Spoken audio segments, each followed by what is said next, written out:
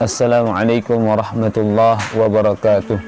Hamdan wa syukran lillah, salatan wa salaman daimaina ala rasulillah wa ala alihi wa sahbihi wa mawala, amma ba'd. Kawan-kawan sekalian yang dirahmati dan diberkahi oleh Allah Subhanahu wa taala. Alhamdulillah kita dapat berjumpa lagi, dan ada pertanyaan yang datang kepada kami bahwa apakah batal seseorang yang berkumur-kumur atau memasukkan air ke dalam hidung ketika ia berwudu dalam keadaan berpuasa? Apakah puasanya batal? Nah, dalam kitab I'anatul Talibin karya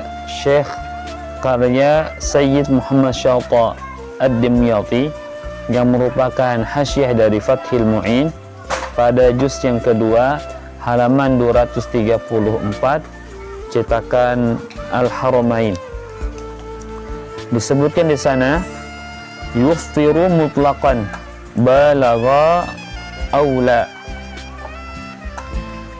batal puasa seseorang secara mutlak baik ia melakukannya dengan mubalaghah. Mubalaghah ini dalam kitab Busyra Karim disebutkan dhabitul mubalaghah an yakuna bihaisu yasmiqul ma'u ila jawfihi ghaliban.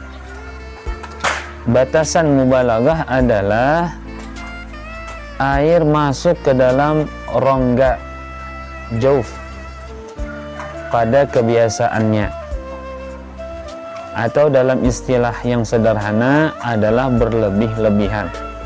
Batal puasa seseorang secara mutlak baik ia melakukannya dengan mubalaghah berlebih-lebihan atau tidak. Wa hadha fi ma idza sabaqa al-ma'u ila jawfihi fi ghairi matlubin karabi'ati. Nah, contohnya ini adalah apabila air masuk ke dalam rongganya, misalnya mulut atau hidung tadi, tapi apa yang ia lakukan itu tidak diperintahkan oleh syariat, seperti berkumur-kumur 4 kali atau memasukkan air ke dalam hidung 4 kali. Maka ketika ia melakukannya berkumur-kumur tadi 4 kali atau memasukkan air ke dalam hidung 4 kali, maka puasanya batal. Puasanya batal.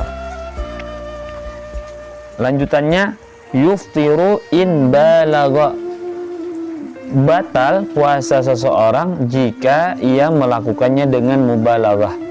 Kalau yang pertama tadi, baik ia mubalaghah kah, tidak mubalaghah kah, puasanya batal.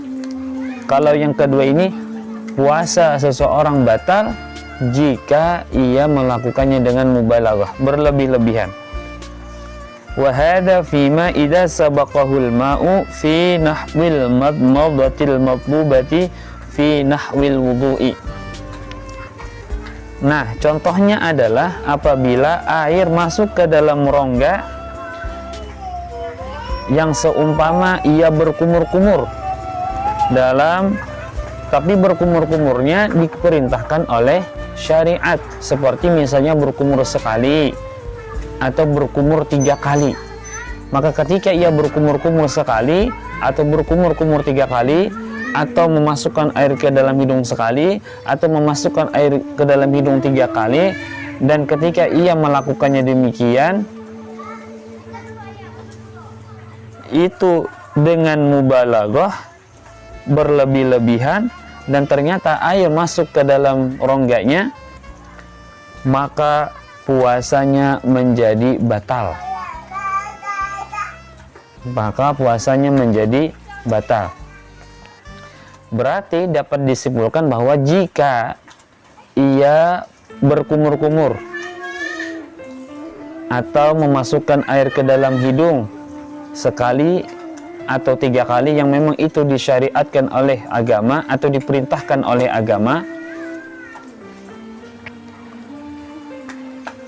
tapi ia tidak melakukannya dengan mubalaghah, tidak berlebih-lebihan, maka ketika air masuk ke dalam rongganya, maka puasanya tidak menjadi batal. Paham sampai di sini? Kita ulang. Puasa seseorang menjadi batal. Ini kesimpulannya. Ini puasa seseorang menjadi batal secara mutlak, baik ia melakukannya dengan mubalaghah, berlebih-lebihan ataupun tidak. Contohnya adalah orang berkumur-kumur 4 kali. Orang berkumur-kumur 4 kali, karena berkumur-kumur 4 kali itu tidak diperintahkan oleh agama, tidak diperintahkan oleh syariat. Tapi jika seseorang berkumur-kumur sekali atau 3 kali, berarti itu diperintahkan oleh agama sekali atau 3 kali dengan cara mubalaghah, berlebih-lebihan, dan air masuk ke dalam rongganya, maka puasanya pun menjadi batal.